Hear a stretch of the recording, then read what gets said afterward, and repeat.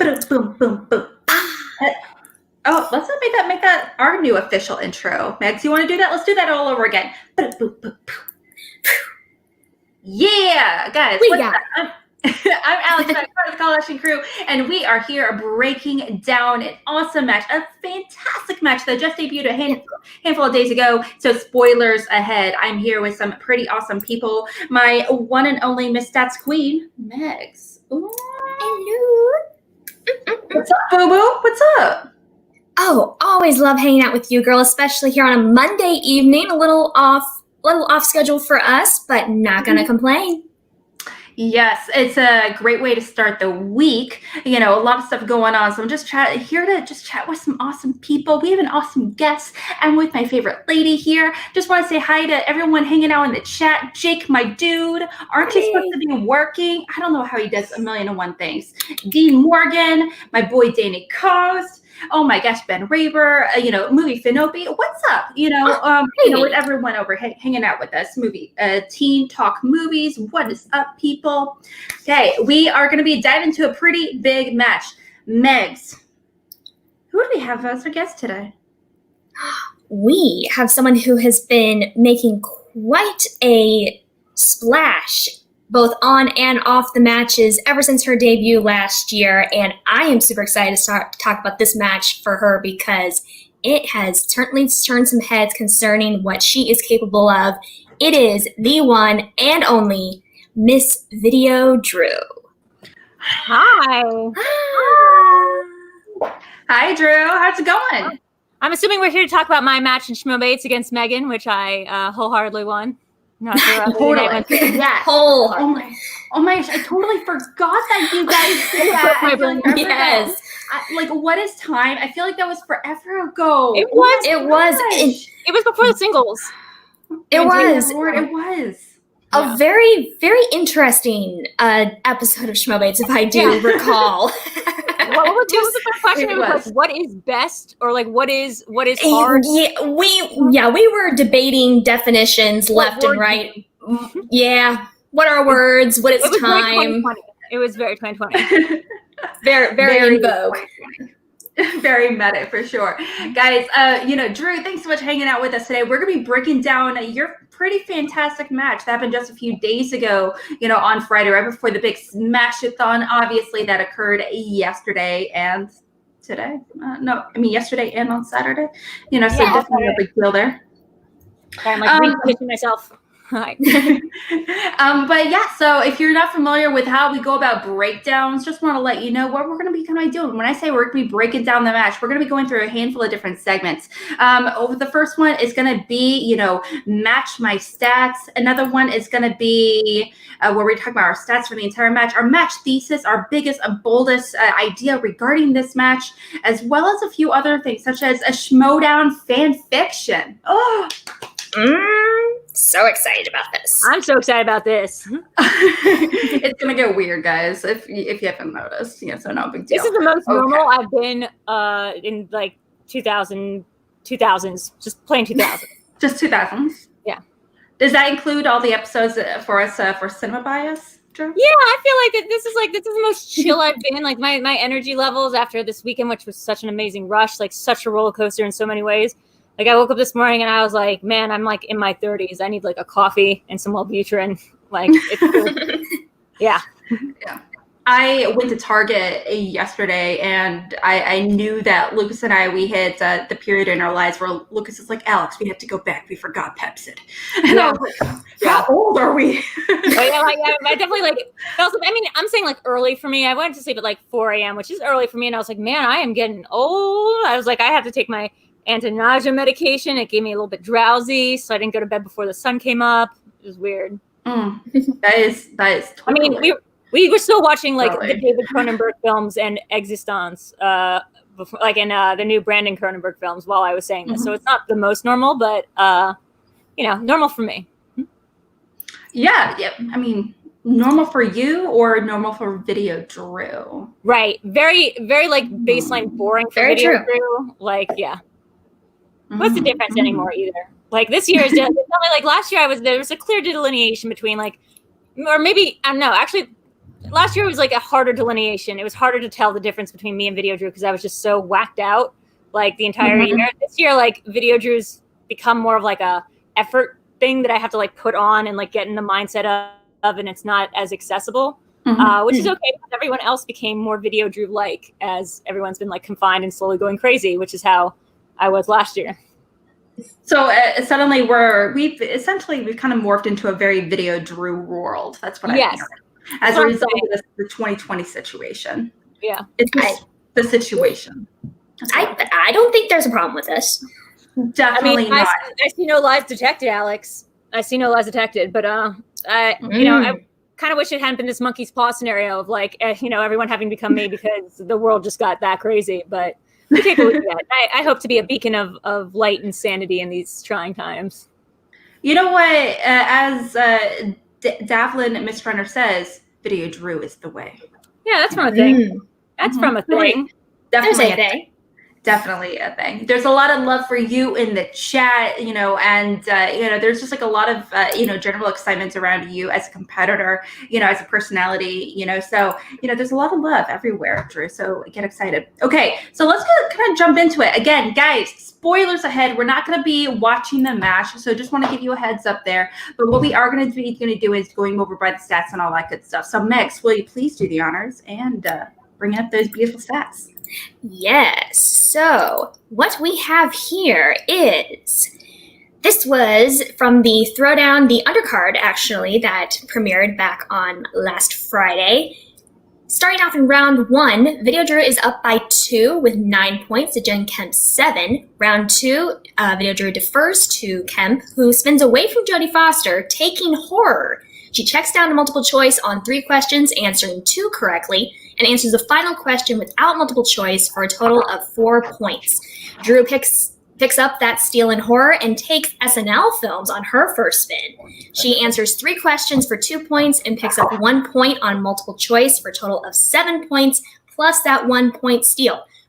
Coming into round 3, Kemp is down 6 points with a score of 11-17. She answers her 2 and 5 pointer in dance and comic book movies, but she misses her 3 pointer in new releases, which forces Drew to hit her 2 pointer in musicals to win the game with final score of 19-18. VideoDrew answers 15 out of 15 for 100% accuracy on her questions and attained 95% of 20 available points to her. Jen Kemp answered 13 out of 16 questions for 81% accuracy and attained 67% of 27 available points.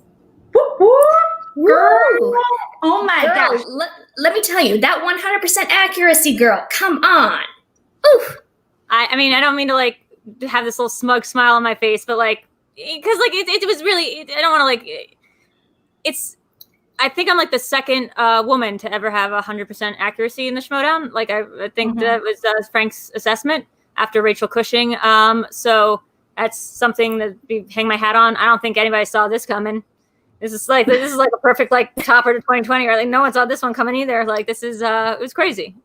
I definitely wasn't like, I've been studying a lot, but I wasn't studying to play like a perfect game. Like I don't know if that's something I thought was possible. Do you think that's? I feel like if you are studying, period, in essence, you are studying to have a perfect game. Like, there's no point where you're like, you know what, I'm not studying to not do well in a certain category. I'll tell you what my difference is. Like, I study a lot. Like when I regularly study, I just do a lot of strategy studying, which means like studying for round 2, and, like implementing some ideas for round 2 in the wheel, and like in terms of psych out, in terms of like intimidation or techniques or like what you bring to the table in terms of energy. But this was like I started training with like Trevor, who I see in the chat, who I found because earlier this year I was like looking through Reddit and somebody had made a list of basically every question that had ever been on the Schmodown, like the first couple seasons, and I was like, whoa, like who is this person? I was like, can I have? So I messaged them, like I sent them like a message on Reddit being like, can I have access to this doc, like so I can like make a copy of it? And it turned out to be Trevor, and it turned out he was like just so excited and so down to like help me, not just with the document, but like help me like train and do these Zoom study sessions that we started doing before my match with Mark Riley, and then we just ramped up when I heard I was getting this match, we just started doing them like every day. And then the night before the match, we did like a 4-hour study session that had everyone from like Adam Witt to like Jeff Snyder to like Kaiser. People were just cycling in and out. Kevin came in, like Smets came in and helped me at one point. Parker was here. Vinny, like Alex, you've been involved. Like, but those were like running through a bunch of round one kind of questions. A lot, yeah. Yeah. I think That's awesome. I think it's something very good to say is that I think Kaiser even mentioned, this is like low-key kind of an interview episode since we're just also hanging out today, so heads up. But something I definitely, well, Kaiser kind of mentioned in the post-interview is that you're a competitor, that you went all in today. Last season was a very experimental year, you know, for you as a competitor. You weren't entirely sure what you were getting into. You weren't really entirely sure what the people were kind of doing, studying. Is that for nerds? Do I want to do it? Do I not want to do it? Who am I being with?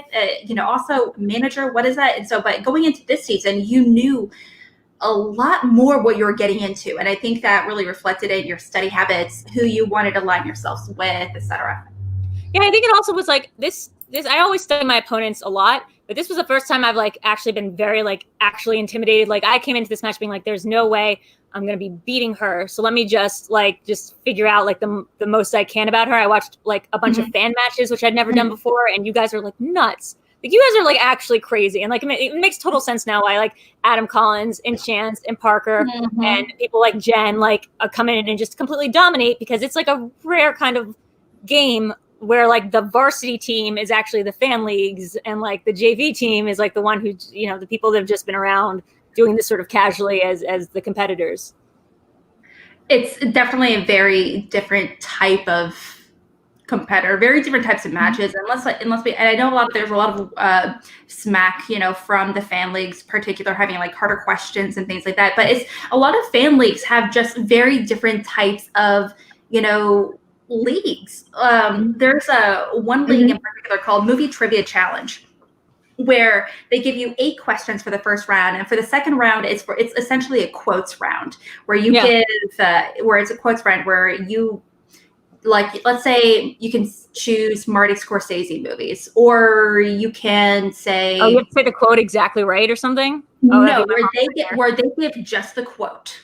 Exclusively the quote. Or let's say it would be like, you give the category, it would be Tom Hanks movie, and you say, and I say, and the quote is, life is like a box of chocolates, you never know what you're gonna get. So it's obviously Tom Hanks that says it. You give the actor, the character name, the year the movie was released, the title of the movie, for a potential 4 points for each question, and there's like 4 or 5 Nice. and Wow. so It's like an SNL segment. Yeah, I'm not sure if you guys saw, but like the SNL like segment about like earlier in February when Daniel Craig was on, and there was like a sketch where like they were doing like a quote off, like a movie quote off, but like the quotes were totally arbitrary. It was like, hey, let me get that for you. And she was like, she was like, Captain Phillips. And he was like, yes. And then he would like speak in Korean. She's like, oh, you learned like Parasite. That's Parasite. Like, and she's like, you learn Korean? He calls her like a quote queen and a flick daddy. And like, it's really funny. Like it's no, but that's what I think of the fan leagues. It's like these things where they'll be like, now in the category of hats. And you're like, what? Like, and they're like, yes, famous movie hats. Somebody picked that as their specialty, and now you have to answer 4 questions about the hats in films. Yeah. There's a lot of like very specific ones where it's because in order to make it into a subcategory, it has to have at least 4 movies. So it could be like Robert De Niro, Brian De Palma movies. But could you literally do a categorical thing of being like, I want to do costume design. My thing is costume design. And then everyone has to suddenly like learn costume design, like who the costume designers are. That'd be crazy. Yeah, it's nuts. It's bonkers. Anyway, we're getting off topic. This is not a fan league thing. That's my middle name. Yeah, it's like we're getting off topic. That's not bad. I need to rein in and control the situation. Okay, so this was like a big jump for you. Now, going into this match, Megs, can you kind of mention specifically, like, obviously Drew wasn't in the greatest, like a record situation, because you were 0-2 going into this match, I believe, right? In singles, Yes. Yeah, Yes. singles. So, yep. And in teams, you were a rock star. Yeah, teams you were doing. Yeah. So singles, you had about a 57% accuracy, including this match that you just had. Your overall accuracy now is up to 70%. Whoa. So that gave you a 13-point bump. Wow, that's what happens when you have 3 matches. Hey, it helps. Yeah. And having, going from having, 5 to 6% point average in round 1 to where you scored a perfect round plus the bonus here. So that's going to bump that average up definitely.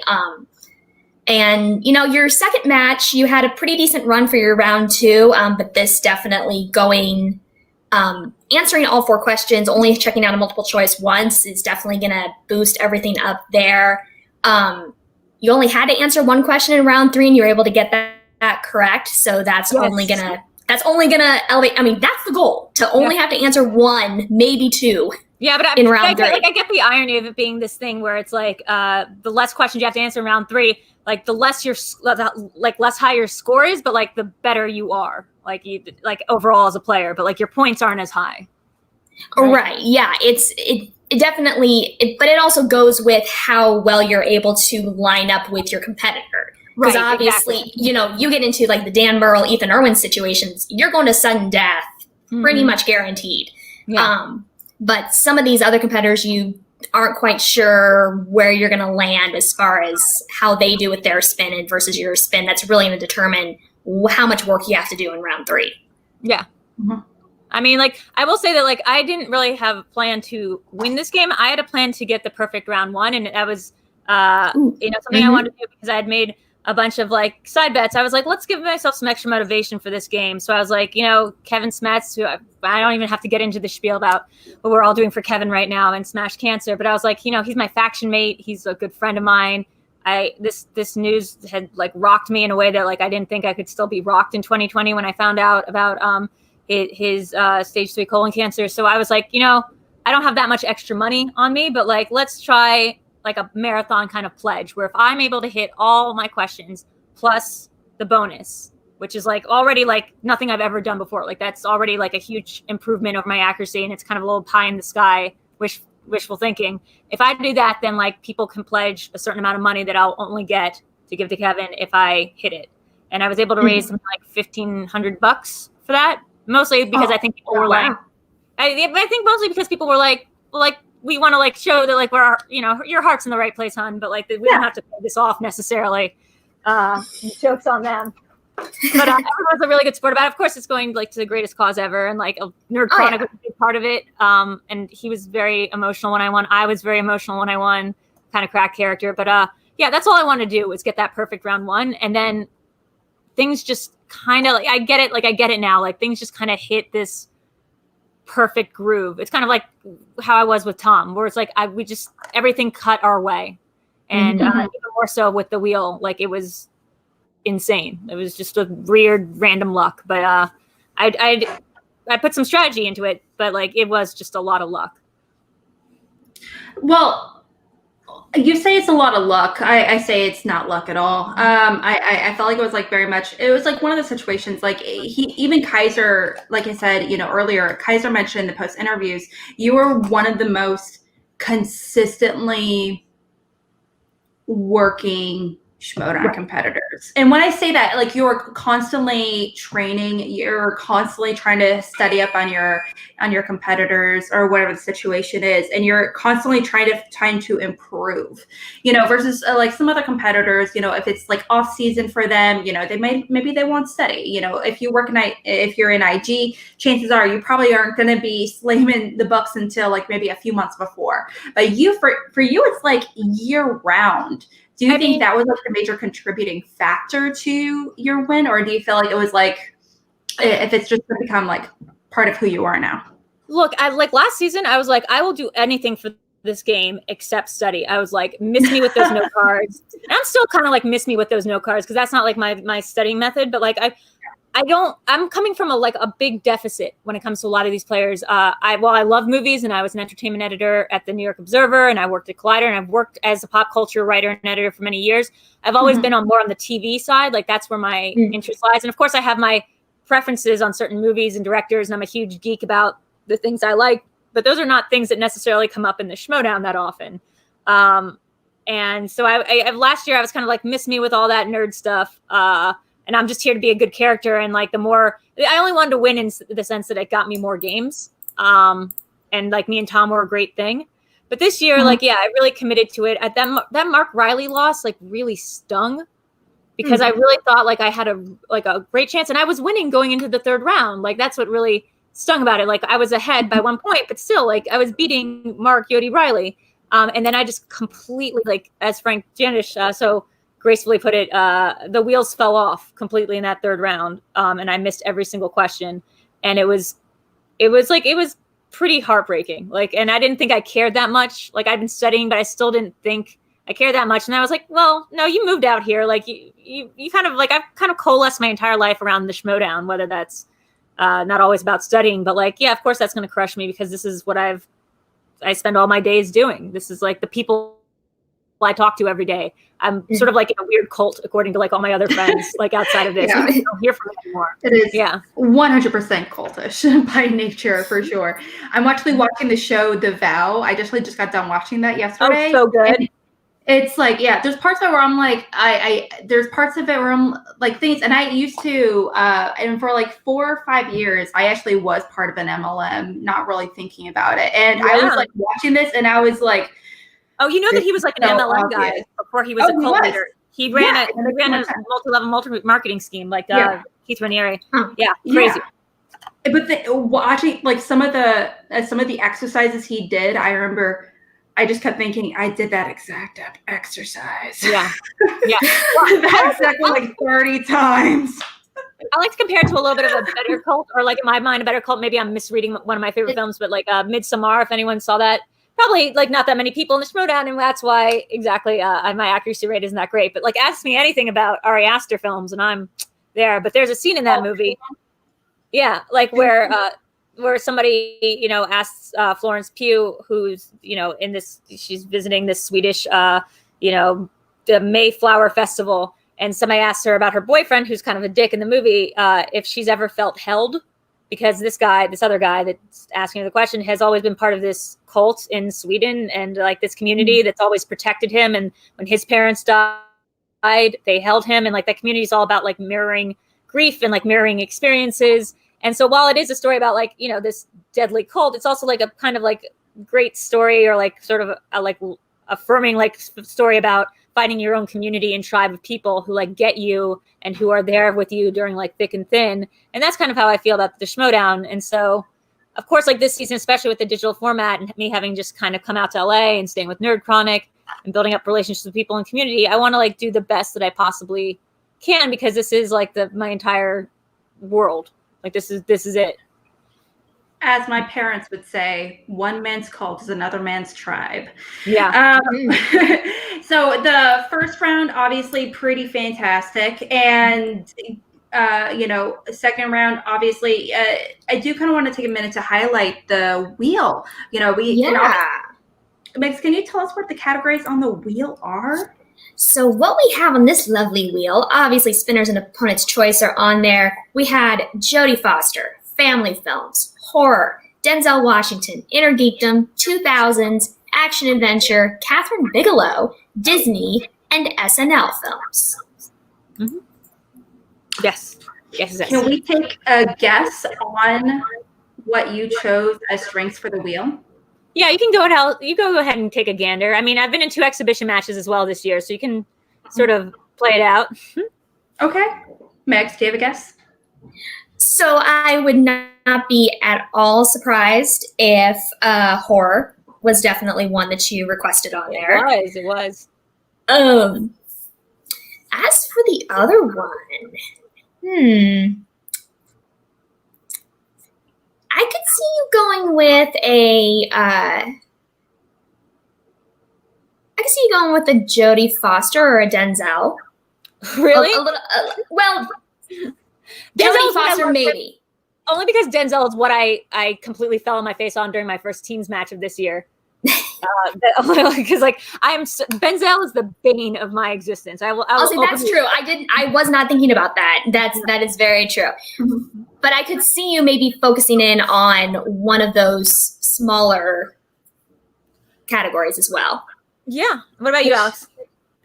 My money was like horror obviously. But also SNL movies. Now, we talked about, I say that because Jodie Foster, Anything or Denzel are really great, and you're able to they're hyper niche ones. You're but on the right track. SNL is actually even more niche. There's like It is less than 10 movies in that category. So if you're going to study up on a category real quickly, like if you have like a week's time or whatever maybe, that's the slice you want to go with. And very true. I think I can give away the answer by saying I believe it's 11 to 13 movies in the SNL slice, depending on how PJ is counting it that day. Yeah. So yeah, okay. it was SNL. I don't mind saying it because it's also like I think it's kind of a one-trick pony. So I'm not sure how many times I can keep doing that because I saw that it was a new slice this year. I saw it. I like zeroed in on it. I was like, okay, what are me like Alex or knows me. My thing is always strategy. So I'm like, how do I find the parameters of this section? When it's dance movies, what qualifies as a dance movie? When it's American Psycho, well, then it's a categorical challenge if it's like in a horror movie section. Like I always think about the parameters. So I was going through and I was like, are SNL movies just produced by Lorne Michaels? Are they movies that are have the cast of SNL in them? Are they movies that are specifically based on characters that are created in SNL? And when it turned out to be the third of the three, and I was like, okay, well, that's a very, very limit. That doesn't even include The Waterboy. That doesn't even include that doesn't include like most Billy Madison. Any of the Adam Sandler movies are not SNL movies. Like it's a very, very limited number of films. And yeah, it was. We stayed the ladies' man. Man, ask me anything about like Stuart Space's family. Like I've just watched all these movies. They're not great, but you were able to, just strategically study everything about them, and then getting some surface level questions about what movie it is. It's not hard at all. As far as like the movies go, it's, they're very simple and plot, things like that. However, there's a lot of information and then there's a lot of cameos. There's a lot of quotable moments. They're weird. A lot, like It's Pat is so bad, but there's a lot of people in it. Like a lot of comedians, a lot of well-known actors and stuff like that. And so, even though it's such a small amount of movies compared to like say comedies or Julia Roberts movies or anything like that, it's definitely hard in its own way. Very difficult. Yeah, I mean, look, I clearly forgot about Wayne's World too. I was not even. I'm glad I went to multiple. Like, it's going to haunt me that I don't have that 100% accuracy because I went to multiple ones. But to be fair, I was thinking it was Heather Locklear, who is in Wayne's World 1 and 2. And so when I went to multiple and she wasn't on there, like my brain kind of like had to recalibrate, and I was able to get Kim Basinger. Yeah. I thought that's what I say. I'm never sure. My dad pronounces it Keanu Reeves. So like my parents talk weird sometimes. So Basinger I was able to get on the multiple, but like I had totally forgotten that she was. It was not Heather Locklear that was in that movie. So I'm glad I did it. I was a little bit rusty on SNL actually, because I'd studied that specifically for the Riley match in the hopes that it would come up. Because what you hope with a hyper specific niche like that too, is another competitor is going to land on it and, either be like, oh no, that's like something I haven't even thought about. I haven't thought about like what SNL movies are, it just kind of freaks them out because they haven't prepared for it. Or they land on it and they have to take it, or you give it to them an opponent's choice, knowing that you can pick up the steals, and they're just going to be a little bit frazzled and not know the parameters of that category. So like without knowing, they're going to like be like, wait, maybe it's Billy Madison.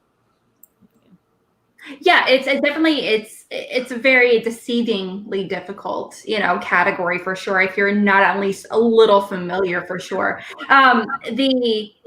It's something I do want to ask specifically is I would kind of guess your categories, your strengths that you put on the wheel. What did you think were categories that Jen might have put on the wheel as well?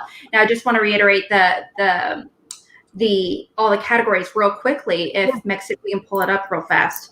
Can you tell us what were some of your guesses that looking at the wheel that you thought were Jen's strength picks?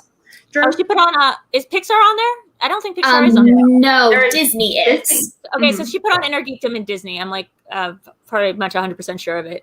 I mean, she's sort of like me. She doesn't like make any bones about what she's good in. So I would I would say 90% sure it was Inner Geekdom, which would be a good choice because it's not my strength. And she spent a bunch of time studying it for a tournament. She's very good at it, and she's pretty good at it. I mean, like Jen is like I want to reiterate. I think Jen And Lucian and Miller, like, if teamed up together, could be like the next Shire Wolves. I totally could see Jen Kemp winning a belt next year or the year after. She is deadly. Like, it's just the wheel broke my way. Like, it just hard, and her having to take horror as opposed to me taking horror. I'll tell you, like, I didn't know 2 of the horror questions that she was asked, and she just managed to get those 2. Like, so, like, if I had gotten it, like, it would have gone to multiple, and I probably would have guessed wrong. So it's just about how the wheel broke. And that is interesting about horror. It's definitely one of those that has kind of bitten people this year. Lon took it thinking that he was going to be able to handle it. It didn't quite break his way either. So those broad categories can definitely be tough. It's hard. I mean, my first instinct with her 4th question, I was able to get the Evil Ed steal. Like, the first 2 I knew, I was like, Brightburn and Evil Ed is from Fright Night. And I was like, I got this. You can see me. I'm doing like a little dance and the thing. I'm like, oh yeah, I got it. And then, like, the 3rd question was who directed The Haunting, which I believe it's the one that, like, it's the original version of the one that Liam Neeson was in the remake of. And I was like, who the hell knows that? I guess we'd gone over it. Sorry, I'm not sure if I can curse. You can. So I was like, who even knows that? And the multiple, I guess, like, the wrong one, like, in my head. And then for the last one, I, like, the 2-pointer that she took a swing on that was, like, what horror movie won the Academy Awards in 1970, whatever. And, like, your head should kind of clue you in because there's not that many horror movies that have won any Academy Awards. That's just, like, a genre that's, like, been kind of ghettoized and, like, not thought of as highbrow. But, like, my mind went to Rosemary's Baby, and I would have, like, blurted out Rosemary's Baby. Yeah. Right. That came out in like 68 or 65 or something. Yeah. Yeah. That was like, my mom was like, that's not even the right decade. But I think I would have thought, because that's the last time, like, I think we qualified that, like, a movie is very highbrow and horror. But then, like, I totally forgot about The Exorcist. So, yeah, like, I would have missed those 2. I also thought of The Omen as well. But I was like, I don't remember The Omen getting any kind of award. I don't think it won Best Picture. Yeah. Yeah. It's just, I didn't even know The Exorcist did. Yeah, I just remember thinking maybe, like, there was like a period of time where it's like if it is like highbrow horror, it is religious based. Sure, yeah, that's actually a good way of thinking about it. I just don't. I don't think The Omen, like, when you think of The Omen, you're not like, that's a Criterion classic film. Like, that's kind of what you go through when you're like, Best Picture winners are like stuff they would put on Criterion. So, like, but absolutely. I think if I'd gotten horror, I wouldn't have done as well. If she'd gotten SNL, she probably could have slayed it. Like, you could watch her, I think, answering my questions, and she's getting a little bit frustrated because she clearly knows the answer to these questions as well. So. I think you two definitely showed a lot, which I think that kind of will segue nicely into something that Alex and I worked on kind of on our own, but our individual matched thesis. Okay. So our match thesis is our biggest, boldest, best takeaway when it comes from watching this match. The best this, the worst is that, the example of this, whatever may be. We also want to know from you guys, what is your match thesis coming from watching this match in particular? We'd love to hear it. Now, we kind of, we were chat prior to going live. We also chatted for a few minutes about what our thesis was, and it's actually kind of similar. Megs, what's your thesis, girl? What's your thesis? So my thesis from this match is that this match is the best thing for both of these competitors going into manager signings and the draft this next season. Yeah. Because we're out of the tournament season. We're not in that high pressure situation, and you guys just went out there and did your best and both performed very well given your circumstances. So I think that will very much benefit you guys both going into whatever managers are deciding to do this next season. Yeah. And Alex, what was yours? Mine was specific towards Drew, to be honest, not Jen as much. But Jen, you can 100% apply it to Jen. With Drew in particular, to me, it is because of this match. This is arguably the best thing to happen to Drew. It is absolutely. Arguably, yeah. It's I actually wrote down is the biggest potential draft jump that you could do as a singles competitor. And I say that because I can't remember where specifically you were drafted last season, but you were like drafted in like the 6th round or something. You weren't in like the top 4 rounds kind of thing. But I think because of this match, you are going to be catapulted into one of the top group of competitors that are going to be like, hey, I am actively looking to get Drew on my faction. Scratch that, I need Drew on my faction. And not to mention, the way Kaiser's really talked about you in the post interview, it really kind of solidified this idea that you are not only a competitor that is like, you're trying hard, you're actively working to improve, but you're also a competitor that's actively working to improve year round in multiple leagues, but also help others. So it's kind of meant, Kaiser mentioned that you're one of the only competitors in his faction that's actively training year round and working part of the team. Yeah. So, and that's hard to come by, in Showdown. Like, everyone in the Finstock Exchange individually are great, and I'm sure they all work together and everything works on, but how many of them, or the rock stars or whatever it may be, actively work consistently season round? I mean, I think you're both absolutely right. Like I said, Megan, like I think Jen is incredibly well positioned. I think and I told this to Jen too afterwards, because I invited her on my show last night, but we ended up postponing it because of the Smash-a-thon. But like 9 out of 10 times, like 6 out of 7 days of the week, she's going to TKO me, KO me. The wheel just broke my way. And there was also an element of a lot of luck behind it. Like, Alex, like that Ben is back question, that was just weird. That was just like creepy. That was like Friday the 13th luck, where we had literally just gone over it. Like, we had just gone over it. Literally, I just asked you this question. If I hadn't gotten that, then I would have the perfect round. Me and her would have had the same score. I still would have gotten, I think, to choose who gets to spin the wheel first, because I had more experience. I'm not sure exactly. You were higher ranked. I was higher ranked, so I still would have done as well, but I might have had to answer my 3 and 5, and then who knows where it could have gone. Like, I didn't know her 5. Like, that's, I didn't know her 3 either. So, not to like give too much details out of school, but I think that's right. I think my main thesis for this was like, it's the first win I have, and I think it's the first time, besides outside the rom-com match, that I've proven that like I am good without an asterisk, like without the asterisk of Tom, or without the asterisk of, oh, it's my first game and I managed to just lose to Brendan Meyer, but like I had no idea what was going on.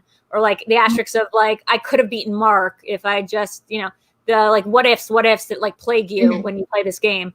This is the first time that like I can feel like I've won without an asterisk beside it, like full stop, I've deserved my place at the table. Because this season was really about me proving that, like, as much as I love it when Christian's like one of the best characters in the league and Brad Gilmore's like one of the best characters in the league, like, I wanted to prove that I also like deserve to be there as more than just like a mascot. For, like, like VideoDrew is like also somebody that's like came here to hang, because like, Absolutely.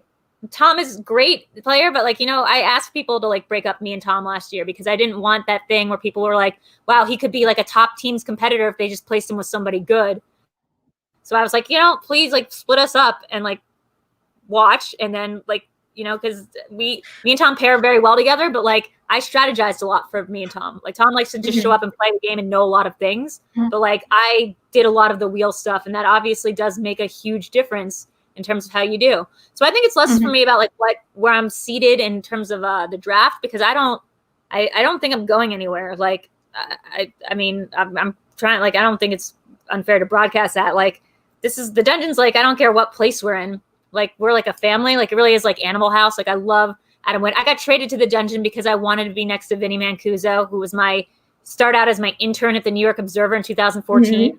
Like, was my right-hand man all through my fucking marriage, my divorce. He, came out to LA, we were working at the Observer. Then we both stopped working at the Observer. Then he worked at Collider and got me hired at Collider. Like, we've been sort of like each other's constants for like a really long time now.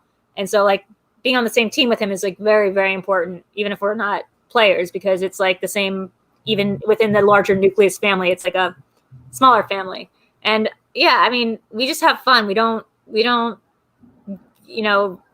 crack the whip. We don't do anything other just be like, hey, let's hang out. If you want, like, I always send the link. I'm like, if you guys want to study, come like study with me. And it's a nice way to like, have like, a happy hour kind of thing, but like nobody's pressuring somebody to win. Kaiser's not that kind of manager who's like, guys, we really need this. Like, if we don't have this, we're gonna, like, he's not putting the boot on the neck of anybody. And he's, with Kevin Smets on the team, with Parker, we even, it's such a family. With Adam, it's I don't want to go anywhere. Like, so awesome. Yeah, I don't expect to be, like, again, just strategizing. I've told Kaiser, like, don't make me, because he called me right after the match, and he was like talking about, like, his plans and what he makes, thinking about doing in terms of the draft, which I will not divulge here. But I was like, please don't put me, like, in the protected range, because that's 3 slots is better used on, like, getting over either, like, better players or retaining the great players that we currently have. Like, no one's going to pick me up first or second round. So, like, keep the players that you have, like, let's, like, aim for the highest round at, like, good players, and then just swoop me back up. And if not, I'll just get my ass traded back to you, like I did, like, last year. So, like, let's focus on, like, getting the best team together for the dungeon.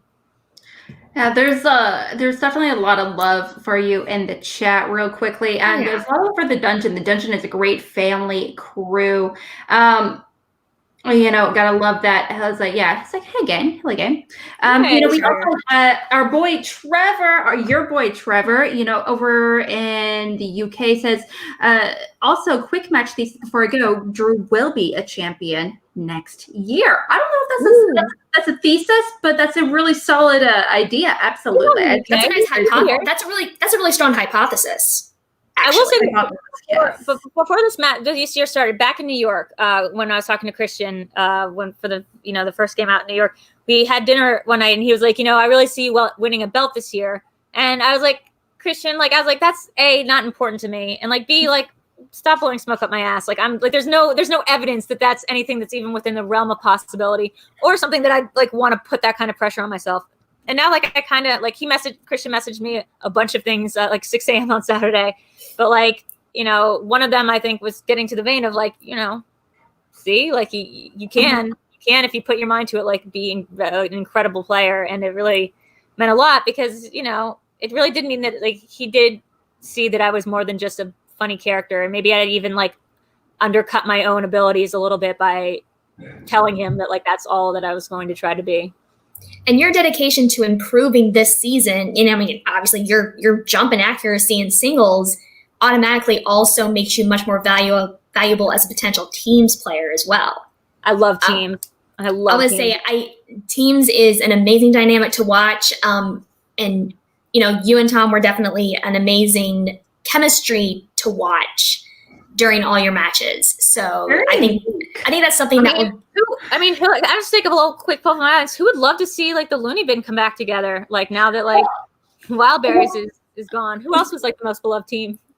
Well, that's the thing I wanted to ask you specifically. It's just that there's been a lot of Tom conversation. I mean, like, with the turtle, you brought Tom on stage, with the turtle and the skull. That was not Tom. That was the turtle with the skull. That was not Tom.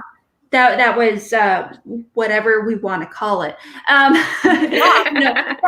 I feel like there's a lot of conversation surrounding Tom, even though he's not in the faction. Are you hoping to get a reunion for the Looney Bin? I would love to get Tom back. Like, I just think that's not only just, like, what would be great for me. Like, I think that would just be great for the league. Like, I think, like, I was saying to a couple of people, I was like, isn't that what, like, the people, like, this divided nation needs right now, is the return to, like, of the Looney Bin? Like, isn't that what we as a nation, like, I think that is true to, like, a certain extent, which is, like, now that the Wildberries is broken up, and not only broken up, but Makuga's retired, like, and I'm not trying to, like, be like, I'm the best here, but, like, we were, like, these huge part of last year's thing, and we were, like, these fan favorites that, like, emerged, and people loved us, and I think that people really missed us. Like, so I would say that our chemistry was great. It's kind of this kind of thing. It's like lightning in a bottle. You can't really replicate it. I think him and Kate are hysterically funny, but there's clearly like, there's bumps in the road, and it's really hard over digital. And, I think really it's me and Tom just have this really great dynamic where he knows a lot of things, and I'm really good at strategy. And now that I know more things and have proven myself to a certain capacity, and people have seen what he's like in teams when it's not me, there might be more of, like, a equality there. So what I'm hearing essentially is that you're asking Kaiser to get Tom. I'm Yeah. Yes. Yes. Yes, I am. I am asking Kaiser to get Tom. But like whether that will happen or not, whether Tom wants to leave, the den, whether Kate wants to let him go, you know, I texted Tom and been like, hey, man, wouldn't it be really cool if we got back together? And wouldn't it be great? And did I text him like 4 paragraphs of like, wouldn't it? And did he respond? Yeah, that'd be fun. Like, that sounds like Tom. Yeah. Tom, it's our dynamic is not that different than like the one you see on stage, where like he will answer in like little shortened phrases. So he's like, yeah, that'd be great. But whether that's going to happen or not, it's not in my control. And I also think like I'd be great partners with a lot of people.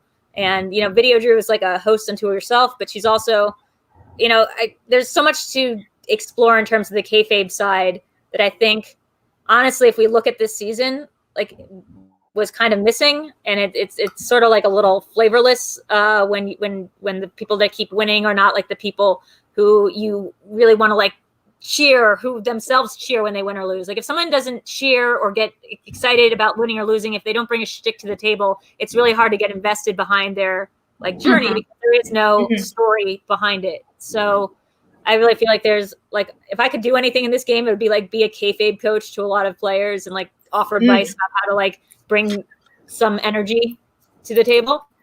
It kind of reminds me of Bibbs. Remember? A little bit.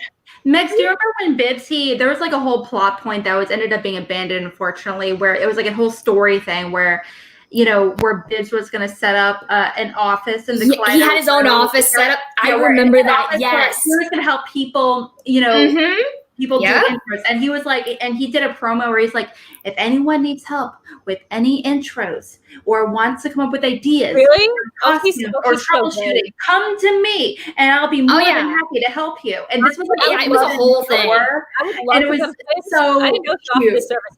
Because I'm not good on intros. Like I actually do need help on that. I'm great in character. My intros are like a little lacking because I really don't like know what to do. Like so like I don't know, like a sketch, like Jen's sketch made me so jealous. So she came out with her thing and she was like, it was so good. I was like, I turned to Eric and I was like, am I supposed to have one of these? Like I didn't it was so good. But your box of challenges was brilliant. Oh, thank you. I love that. Loved it. Loved it.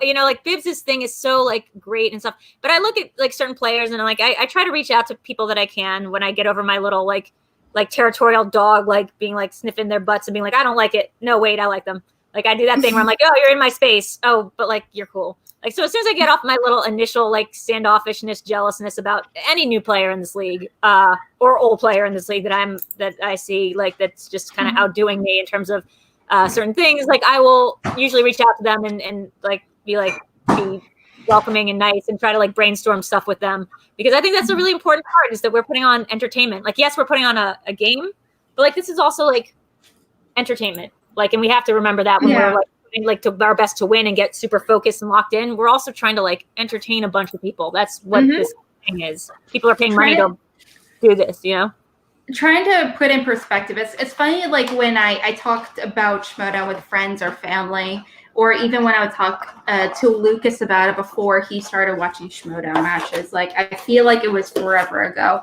Kind of give me the look where it's just like it's like barroom trivia, only more anxiety. And I'm like, no, don't get it. No. It's like, let's accept professional wrestling with trivia. And they're like, well, but things my family doesn't really know about wrestling, and I don't really all that much either. So they don't really understand this concept of, mixing the trivia with the strategy and the characters and the intros and the storyline. They don't really understand it. And so hard. I had to like force them to watch a few matches, and they were like, "Oh, I get it," but they still kind of think. I had to force myself they don't fully get it. Yeah, I had to force myself to kind of stick with it for a couple months, because I'm like, I think I like this, but I don't quite get it because I didn't grow up with wrestling. I knew a little bit, but then I'm like, as I'm learning, I'm like, oh my goodness, I appreciate wrestling so much more for this now because I get it. And I also think that the issue is like you can't come into any specific episode and be like, I understand like from the ground running. No. Without Eric's promos. Let me reiterate. Like maybe actually last year that was more the case, and leading up to this year, like that's always been the case, that like you can't throw anyone into a random episode because they'd be like, what's this first 20 minutes of like people just like cosplaying as like weirdos? Like, what are these like, things? Like, I thought you said this was like a trivia show. What is this like 20 minutes? Like literally 20 minutes of like position. Yeah. Have like a real narrative behind it. I think Nerd Chronic's videos have helped with that like a lot. Like now people can understand that there's a narrative flow, and you watch it and it's like watching a movie trailer. Like even if you haven't seen like the rest of like the Marvel movies, that Infinity War trailer, you're like, holy shit, I'm in, you know? Oh yeah. All the cry. Oh my gosh. I mean, oh my gosh. Nerd Chronic, man. I picked a good one to move into his place. Yeah. But I think that's helped a lot with it. It's really hard to get people into this show. Like it's hard to get my parents and my friends into it because I think they just look at it and they're like, what are you doing? Like, we're glad that you found something you like, and we're glad that you found this little world, but they really don't have a sense that like I'm playing to anyone except like 2 or 3 people online. Like they don't have a sense that this is actually a huge community. So when it came to New York and I invited everyone to like the after party at my sister's bar, and I was like, I'm going to have some people from the Schmodown. She's like, okay, maybe like good luck with that. And I came in with like, 200 or 300 people. Like, and she's like, oh my God, there's a lot of people who watch the show. And they were like, people were like, VideoDrew. And I was like, yeah, that's right. All my internet friends. There you go. I think Little like, flex there. Yeah, my thought of this is like that. This is like just it's something to do. Like it's a hobby until it becomes your life. Like this is a way to like pass time. Like this is a really good way to just get into it. Like, but there's no casual way to get into Schmodown. So I usually have to like skip the first 20 minutes of preamble, tell them like, don't worry about what I'm saying or doing, but just like listen to the trivia questions and see if you can get there. Like see if like how many of these you know, and if they can get there, like if they start answering them, then they start being like, okay, well, it's hard. Or where's he acting like that? Or like, what are you doing here? Like, what's this thing? You know? Yeah, you also have to get them to buy into the trivia aspect where they're paying attention to that, and then they can cross over into, oh, what's all this other stuff going on around it? Yeah. And look, I think that like it's just weird. I'm a particularly hard case, I think, to sell this because I'm like, hey guys, you remember how like how like I'm me? Well, imagine I'm not me and I'm super cringe and I'm answering movie trivia. Is that something you'd be interested in paying money for a pay-per-view experience of? And they're like, no, and you stop shouting in all caps on Twitter because we have to unfollow you now. Well, they're weenies. They're weenies. Speaking of someone that's not a weenie, that is Mr. Ben Rayner. Thank you so much for a generous donation, my dude. Really appreciate it. Great match video, Drew. Seems like you're getting better and better. Can't wait to see what you do next season. # Smash Cancer. Smash Cancer indeed. Yes. So there's a lot of love for you in the chat, obviously. I see an iconic comment that he's still explaining storyline seasons to me. Like from, in fairness, there is a lot. I still think that there's like he's like, so Ken Nabisok defected, blah, blah. And I'm like, what is, he's like, season this, and then Mike was good and bad. I think it needs to be like a little bit more clear. And that's where his promos have helped a lot because I'm like, I mean, I just want to see the characters. I want to see somebody be a bad guy with an eye patch or a good guy and like the hero. Like I want it like easily explained to me in the first 5 minutes. And there's still so much of this league's history that like, that's like its own trivia game. Like it's like, remember, I'm learning a lot of that going back watching old matches for my stat records. And I'm like watching through the promo stuff and kind of getting a little bit of a gist of what was happening during the matches just from my own knowledge. I'm like, there is so much here. Honestly, my hottest take, and it's not even a hot take, it's like my most like lukewarm take, is that like Nerd Chronic's promos have done more for this league than like anything else possibly has since its beginning. Because this is no argument here. I mean, because it's just the thing that helps the barrier to entry of this game become like accessible to people. People can watch these promos and be like, oh man, listen to this music swell. I don't know who this person is, but I now understand their narrative journey. Like I understand the season 7 trailer promo that he does, I still go back and watch it just because it is so awesome to watch and gets me hyped every time. And I don't have to tell you guys how much he like dedicates to making these things and like just doing these constantly all day, like every day, making the one for Smets' thing and then making one for the game last night. Like it's just, it's chronic and he's a nerd. So I get it. Surprise. What? Oh, wait, are you saying he's a nerd? I don't believe you. He's a certain kind of nerd. He's a chill nerd. Like I would never describe Eric as an actual nerd because he's too like laid back and chill. And he's never like, well, actually, this thing. Like he's never the one jumping in and like jumping down your throat because you got something wrong. Like he's just more like, oh, like yeah, hi, like and he'll just be like, oh, actually, if you want to know, like he'll secretly know everything about everything. But like, I don't think I've watched that guy get more than 2 or 3 questions wrong in the Schmodown, like when he's playing at home. Like if if he'd been able to stay in the league, but like and not been called up elsewhere to just do all the editing, there would be no Adam Collins because Adam took his slot, and Nerd probably would be in the same place Adam was right now. Wow.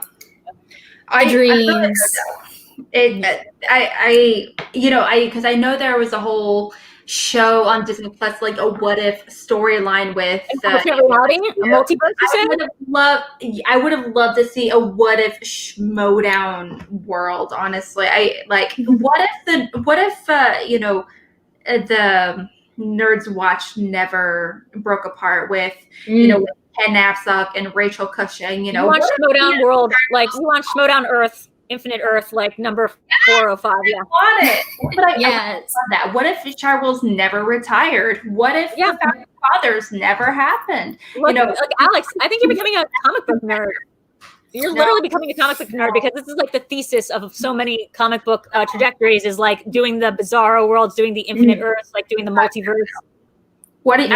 How dare you suggest such a thing, Drew? How dare you? I love how everyone in the comments is probably like, what? Drew knows about comic books? Yeah, nerds. I majored in comic books in college. That's right. I did. I majored in graphic novels, essentially. So, I know my stuff. I'm just not a huge inner geekdom person, but I'm like, that's the one thing that like is my biggest challenge for next season is like just making myself watch a Lord of the Rings. I finally watched a Star Trek like all the way through and I really liked it. Which one? I watched the 2009 J.J. Abrams. Oh my choice. God. It was so good. Fun. It's a good one. Yeah. And I retained a lot of stuff about it because like it's so engaging that I'm like, yeah, like people are gonna ask me like what Uhura's like first name is. I know it's Nikoi, it's simple bitch. Like I know it. Come on, girl. Oh my gosh, yeah, here it is. Yes, Crisis on Infinite Schmodowns. Yes. There you go. I mean, obviously the top one for us would be Team Action Never Breaks Up. Yeah. I mean, what would that look like? I guess I would cry. We would live in a team action world more than we already do. I'm not sure if there would be any loony bin if we lived in a teen action world. There might have like never been because like they say like things rise to the occasion. So like I think maybe like the team action not existing, it like created a vacuum in which the loony bin could enter and be the loony bin because before that they were like this team that got like all the energy and like them and the wild berries, but the wild berries didn't have like the character. Like the team action were the characters, and when they got split up, I think it created a vacuum in which I didn't know I was walking into. Me and Tom just walked in and we're like, let's just do a weird thing. We didn't really know this game or like what it was about, but I saw that it had like some weird like sort of kayfabe elements or like these things. So I was like, let's just be weird. Let's just do a thing. But it created a vacuum that fans could then like latch onto us. So absolutely. Yeah. So you see an alternate universe in which there's no video, Drew. Maybe. Why would you say that? Why would you say that's why you only spend so much time in one Earth and you pop to the next one. Yeah. When that one gets boring, there's no linear motion here. You're bouncing back and forth all the time. I just think I don't know. I respect their gameplay so much, and I respect like Andrew Guy's character work so much. But I think like it's just I don't see there's like a world in which those two things can exist simultaneously, like the energy of the Looney Bin and the energy of the Action Army, like existing in the same universe. Okay. Something you have to consider. This is like we're just like pitching ideas to Christian. Look, I love doing this. We are. This is like we're gonna real quickly. This is like because we're already chatting it anyway. We're on the Schmodown fan fiction right now. Fan fiction. Schmodown fan fiction. Thank you to Drew for naming this new segment. Where we're just pitching Schmodown story ideas and what we would love to see evolve from this match in particular. But before we kind of go into like that in particular, but that's something, honestly, I love Looney Bin so much. Like Drew, I love Looney Bin. But the thing is, something that Looney Bin never was able to create was to create the devoted fan base that Team Action clearly has.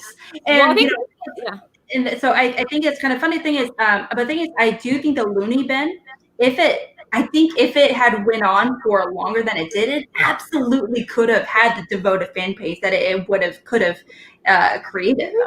I would argue that the fan base was as devoted. They were just less organized because we didn't have a brand that we were coming in on. We didn't have any podcasts or show. There was nothing else that you could like look outside. Tom didn't even like want his name or like have his name out there. So there was no way you can like follow us out. I mean, like, it's not that he didn't want, I don't know. You'd have to talk to Tom about that. But like, you know, Tom was like this kind of mystery enigma. VideoDrew was very separate than Drew Grant. And that was for a very specific reason of like, you know, my own rebrand and like what I was trying to do with my identity and like just personally and stuff.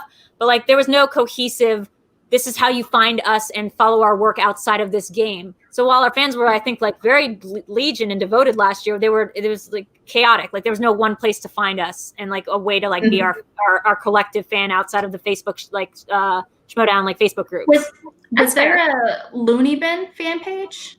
Yeah, there was a Looney Bin fan page, and it's got. Oh no, sorry. There was a Looney Bin fan page that I started. But you know, like I was so chaotic about it. Like I created a VideoDrew fan page, and then a VideoDrew fan group, and then like a Looney Bin fan group, and then like, you know, and I'm not a very good organizer, so I mean, even like getting my own Patreon and stuff, getting started has been like chaotic for me. So you know, I think that like what would have been hard for me to exist in the Action Army universe is like I like playing this game and I like playing a character, but I really don't like meanness, like a certain kind of like, even if it's manufactured, like taking digs at other people or having digs taken at me. Like last year, the closest I came to it was when Kaiser came on stage during our match when he was not my manager, and it was the Wit Paul Oyama match, and they were like playing like pretty standoffish people, and like Kaiser came on stage and was like making fun of me and Tom, and I got so hurt.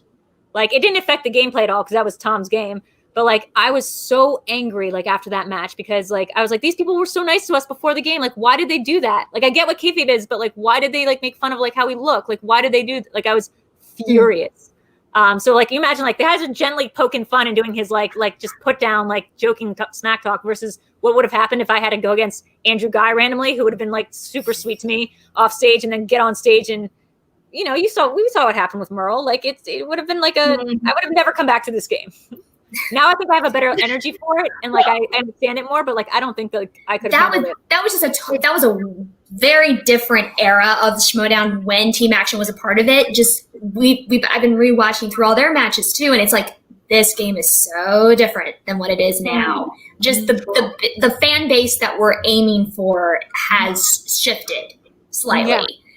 Yeah. So I also think like, and look, it's also like a method of like personal choice. Like I don't like making people pissed. Like even like that Sam Levine bucket challenge thing, I could like tell it was getting under his skin, which of course is the point, because I thought this game too. I was playing I considered like, you know, Jen was such a lethal threat, but I also considered like I'm playing this game against Sam Levine as much as I'm playing it against Jen Kemp, because talk about like challenges, like Sam's like, if you're gonna like spell something wrong, or if you do like, he's just gonna be there and he's gonna like, you know, just jump down your throat. So I was like, I have to have something to, you know, counterbalance that, or like in case he does it, something to like get out of my own head about it. So let's have this thing.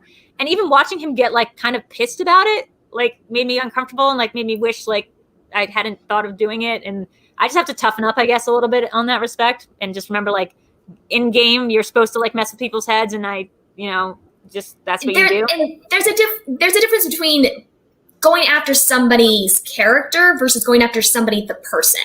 Yeah. Which, you know, right. And I think with the, you know, personally from what I was viewing, the challenges was making fun of Sam Levine as the manager. Not Sam Levine as the person. So, you know, he was maybe not happy about that, but I tried to pick challenges that were like everyone's challenges. So like I actually did this. I like stuffed a bunch of fortune cookies with like a bunch of like every single arbitrary challenge Schmodown has ever like received, including my own. Like challenge like American Psycho is not a horror film was definitely like in one of these fortune cookies. And then I would just open them up and be like Lena Headley or like, you know, whatever. Like these were not all Sam challenges, but it just kind of like it, because the Looney Bins thing was always also never to like take shots at our opponents, especially because, you know, with the Janine stuff, I put so much thought ahead of time into how the optics were going to look against two female players going like head to head. Like, and I just didn't want it to become like cruel, even if we were not cruel, like like the fans of our various people just like taking these shots in care, or, you know, I didn't want to be doing that. So like, it was always that me and Tom were like, we were always just self-owning. Like it was always just about us not understanding the other team or like being so like out to lunch that like our version of doing a slam was actually just like ludicrous, you know, and being like, I love zippers, you know, like it was just like, it was always poking fun of ourselves and never outward facing. And I try to keep it that way, like that any dig is like ludicrous. So it's definitely kind of an interesting situation because I've heard that from a lot of competitors mentioning like Winston, he behaved a certain way on screen because he could see Andrew DeMolanta behind the scenes seeing him like twitching a little bit. Like he was like working with Ace and like during that championship match, like Winston, he'd be like, what? Yes, yeah, oh, blah, blah. And Winston was, and he was like doing that because he could see Andrew being like a lot more serious about it. And he could see that Winston kind of making light of the whole situation was kind of really unnerving Andrew in a way going into like the next round. And also kind of it's just making Ace that much more relaxed, you know, mentally going into the next round. So he's like doing his job. That's what makes Winston a really great manager and a really great person he reads people really, really efficiently. But I mean, look, if it was a dungeon, that's where I'd want to be. It's like Team Swag, because like their energy is so good and so positive. Look, it comes down to personal preference. I'm not saying getting under people's skin is wrong, not at all. I'm just saying that like it makes me like I'm not good at personal confrontation. Yeah. Well, so like quickly, off screen, like you know, if I ever go after somebody, sorry, go ahead. Real quickly, I do want to ask. Could you, because there's going to be a lot of things that are going to be happening next season in the draft. We don't know what's actually going to happen, you know, to be completely honest. But I kind of want to hear from you in 30 seconds. I want you to pitch yourself as a competitor to any other faction manager. Ooh. You have 30 seconds on the clock, starting right now. Wait. Okay. Hi, I'm VideoDrew. You know me. You love me. Or like you don't, but that's okay because everyone else does. Bring me onto your faction or else. Period. That didn't need the 30 seconds. No? Okay. Yeah, I think that's it. Like the whole VideoDrew thing is to not really be in it. Like if I had to talk to managers, like if I had to like pitch myself, like I'm not like, okay, wait, let me try again. Let me try it again. Can I do it round two? Can I do a take two? Okay. We're going to clip this out in a second. Okay, guys, VideoDrew, we want to know from you.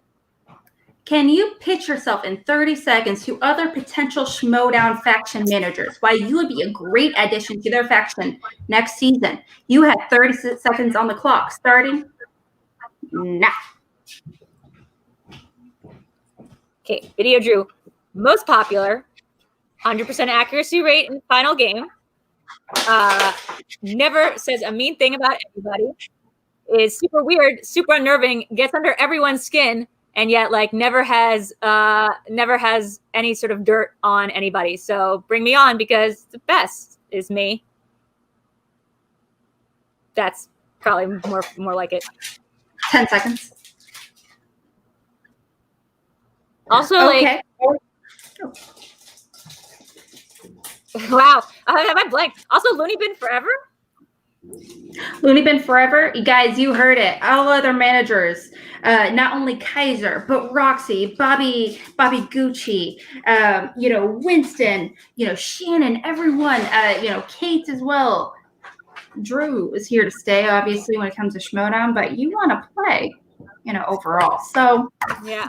And it would be fun to be part of it. Way to go, Alex. You actually got me to, like, that's the first time I've ever been speechless, I think, in my life. Like, I just totally clammed up there. I don't know. Pitching myself is hard.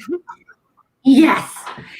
In the meantime, we did get another super chat recently from Movie Fenobi. Thank you so much for your generous donation, my dude. Drew was a full package Friday night. She was amazing. We also saw her a giant heart with the rest of us, emotions and sincerity for a great cause. So proud of you, Drew. Lots of love, Steve and Heather. Oh, thank you guys. Yeah, I was really trying not to do my ugly cry. Like I woke up a little bit weepy on Friday and I was like, this is going to be a problem. I know this is live.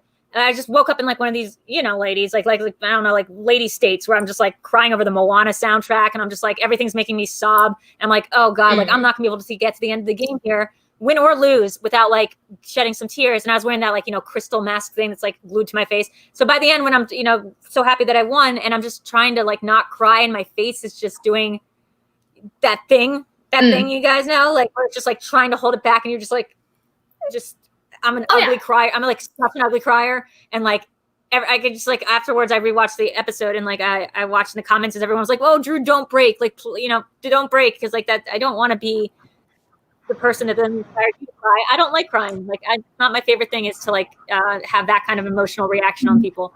So, and it's kind of like vomiting or yawning. Like if someone starts doing it, you can catch it and you'll start doing it.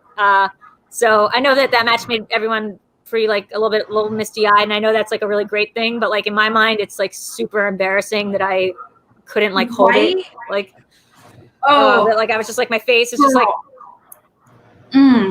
last night was a struggle bus. I saw you, girl. I was a struggle bus, and I like like I saw you, I cried, and I cried really cute, and I'm like, oh, get that one tear. Yeah. And I'm like really cute. I still have my eyeliner intact and everything. Yeah, you're like Lupita Nyong'o. Like you can just do that one tear. I was like openly weeping, like snot everywhere. Literally, you seemed like the snot streaks last night. It was like really, I was like actively crying last night. But it just kind of hit me like a rock. I mean, I've been doing a lot lately, personally, with between the moving and like just a lot of stuff. So it's been just like a lot of pressure and everything. But like, so I've kind of like put off a lot of my feelings and thoughts regarding Kevin Smets, and it just hit me like a rock. And I was like, oh, God. It was Smets. It was the election. It's been so many things that I think I displaced a lot of stuff onto this match. Like I put a lot, it's incredible that I hit 100% accuracy, because by any normal narrative standards in the movie, this is the part where I completely crumble, because I put all the pressure in the world on it. It was like every displaced anxiety that I've had about the world, about Corona, about my family, about the state of the election, about the wildfires, about getting back to any sort of normalcy. I just decided, nope, we're just going to focus on like this one match and like doing perfect in round one. And so like there is this feeling of I put so much pressure on myself that like there's no way that should have accurately worked. But of course, like now I see like why Mike and other people, like why it's Roca, like even like the most manly men who probably have not been like that emotional in their life, or like it's not traditionally thought of as somebody who's going to start crying over like trivia, why you'd start crying, because it is just this feeling of win or lose. It's this feeling of like it's this moment in your life that is like crystallized. You don't get a lot of these where you're like the team wins the game, or you're like the starring quarterback. You don't get a lot of that in your life. And so when they do happen, it's like a hugely emotional moment, and you repress a lot of stuff and you tell it it's about something else, but it's just about this narrative that we have about winning or losing, and like, and what that means to win. Winning means that everything's won. Like, no, like me winning and getting a perfect accuracy did not cure Kevin Smets of cancer. Like it just in that moment felt like I had done a hugely heroic thing.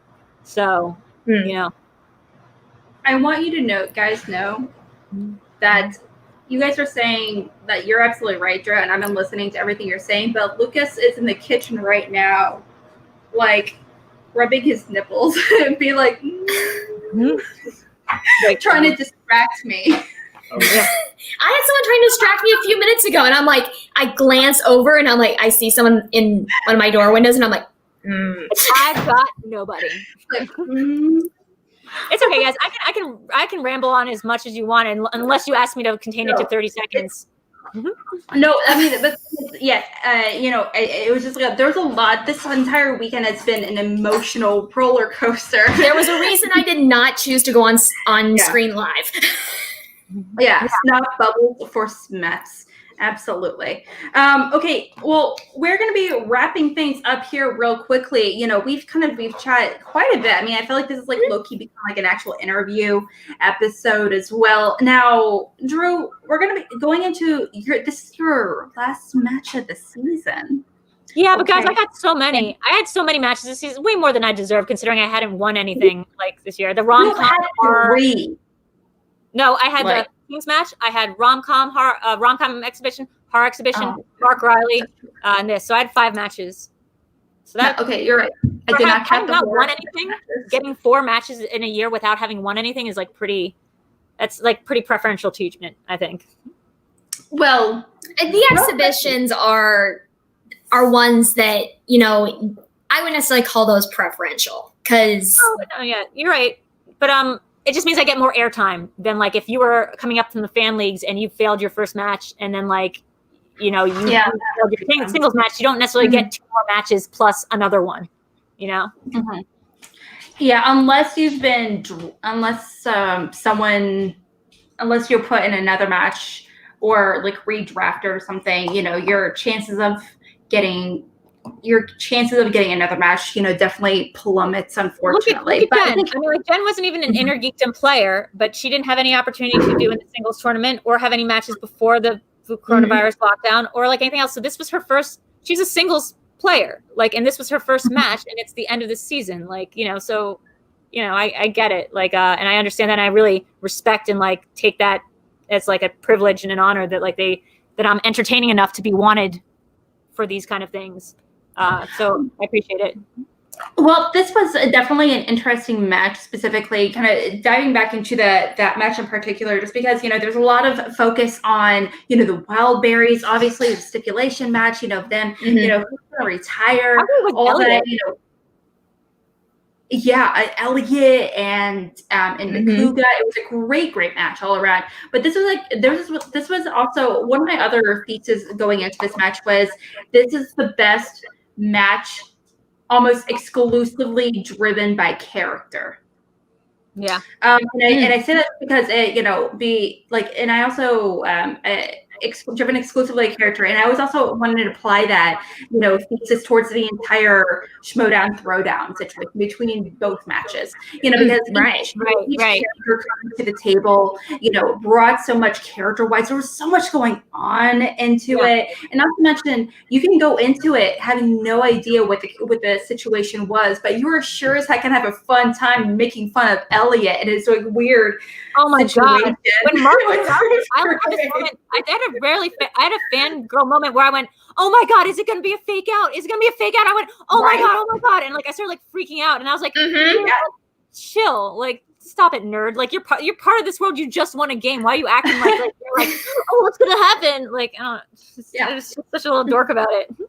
It was great, and not only that, like Makuga, he did pretty fantastic. It was like so funny with like, you know, the wild baby situation, like his entrance. Jen wasn't in the single tournament. She was supposed to be in the single tournament. She never got a chance to because Roka never, or Roka or one of those two didn't drop out. Remember? Because well, it was Ethan. Because Ethan. So she never got it. Oh, right. Ethan never dropped out. So like she didn't get a chance to play in the singles. She was going to have a play-in match, but no, she didn't get a chance. Yeah. Mm-hmm. Well, yeah, that was my other big thesis. It is the biggest and arguably the best character specific match. Like if I want to introduce Schmodown to friends or family that are more into the character aspect and the story aspect of Schmodown, this is like the one I would want to give, honestly, especially if you know, with the virtual matches and, you know, recency tie-ins and all that good stuff. You're too kind, but you know, Lon stuff. Lon carried his Oh my gosh, Lon. Well, I mean, even too, like the last 2 undercards for the throwdowns have been very character driven because we had like VideoDrew, you and Jen, and then Stacey Howard and Gray Drake. That was great. Were amazing too. This second half of the season, undercards for throwdowns have been amazing. Is it because like we're chicks? Do chicks make better like character driven stories that everyone's more excited to watch? I don't know. I'm just saying that like Janine and like I get super hyped for that. Like put more ladies in these big matches, and I think you'll see like engagement go up. Maybe. I definitely think that's an incredible idea for sure. Guys, we are going to be wrapping things up here in a few minutes. But before we do, if you guys have any questions, comments, whatever it may be, please let us know in a super chat or Stream Labs, and we'll be happy to answer them or whatever it may be. But, before we do that, let's just go ahead and go around the table, let each other know where we can reach you, what you're doing, all that good stuff. Starting with our incredible guest, VideoDrew. Where can we find you, your beautiful face, and anything you might be working on? Gosh, you guys want to hear me talk more? That's like insane. No, you can find me on my channel. Like I have a Patreon, patreon.com/VideoDrew. It's where you can sign up and or just I think you can follow for free and find my schedule there. I have shows almost every single day of the week. Mondays, so like later on tonight at 9 p.m. PT is Video Chronic Pop Culture Quiz, which is me and Nerd Chronic doing 20 questions about one movie. I don't know what tonight's is actually, so it's going to be kind of a surprise. But you can come in and play. There's some money on the table. People can donate, and it's really fun. We do Inner Geekdom style questions, like 20 Inner Geekdom style questions about one movie or franchise and TV show. So that's Mondays and Thursdays at 9. Tuesdays we have Cinema Bias. That's me and a little lady called Alex Mack. Where we're talking about our biases towards or against certain kinds of films that we may or may not have seen. Tomorrow's is going to be Annie Halls, which I'm really excited about. Alex has never seen it. It's gonna be a red hot episode.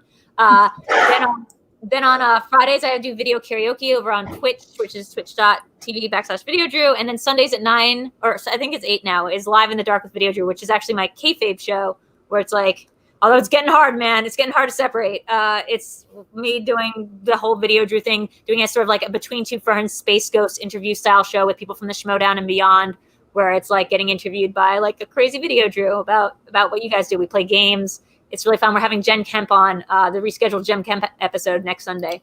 So that's where you can find me. Oh, and I start a new job, I think like next week. Yeah. I saw that with Rotten Tomatoes or something, right? Yep. Doing writing some scripts, like finally, like officially as a job in my life. So that's pretty exciting. So yeah. Nice. Awesome. Congratulations. Can't wait to see more from that. And also, it's going to be so much fun chatting Annie Hall with you tomorrow. And Megs, my love, the light of my life. Where can we find you, your beautiful face, and all your fantastic stats, lady? Yes. So most of the stats I post on the MTS Facebook pages, as well as the faction fan pages, as well as if you want to find me on social media, Instagram and Twitter at Megs_reclaimed. I will post stats there, as well as some stuff that's going on in my life. And you can always find me here on Call to Action, going over stats that I have done. Looking forward to some end of the year stuff that we're going to start pulling together, and always enjoy hanging out with lovely Miss Alex here. And where can we find you? You can find me on Twitter at real_Alex Mack. You can also find me. I should probably take off that Schmodown banner thing right there. Fanfiction banner. We can make that entire show based off that, honestly, that mentality. We could. Okay. Yeah. You can, like I said, on Twitter. You can also find me being part of, like I said, what Drew said with Cinema Bites every single Tuesday. You can also find me with Mornings with the Outlaw on Friday mornings at 10:30 Central. We dive into movie news, where we just pretty much attack each other. Man, I miss Roka. Last night reminded me like how much I missed Roka, and yeah. Oh my gosh, right? I was like, I forgot how much I actually I love watching Roka on the screen. It also reminded me that 2020 seemed like it was going to start with the biggest drama being that time I called into SEN and yelled at Roka, and like, wow, that feels like four years ago. Like, yeah, it does. My goodness, yes. What was the thing? Also, yeah, like I said, when it comes to Call to Action, we're available in audio podcast form. Just saying, with Apple Podcasts and Stitcher and Spotify, a whole bunch of places. So Anchor as well. So please definitely go subscribe and rate us. That would be much, much appreciated. We're trying to climb our ratings up a little bit higher than we like. So definitely go do that if you have the chance. But please like and subscribe to this whole video. Comment on it. That'd be much, much appreciated. And chances are we'll probably comment back. Because there's like... my mother. I'll be okay with that. I'd be totally excited about that. Guys, thank you so much. Have a great rest of your day. And, watch movies and wear a mask. Yeah. Just keep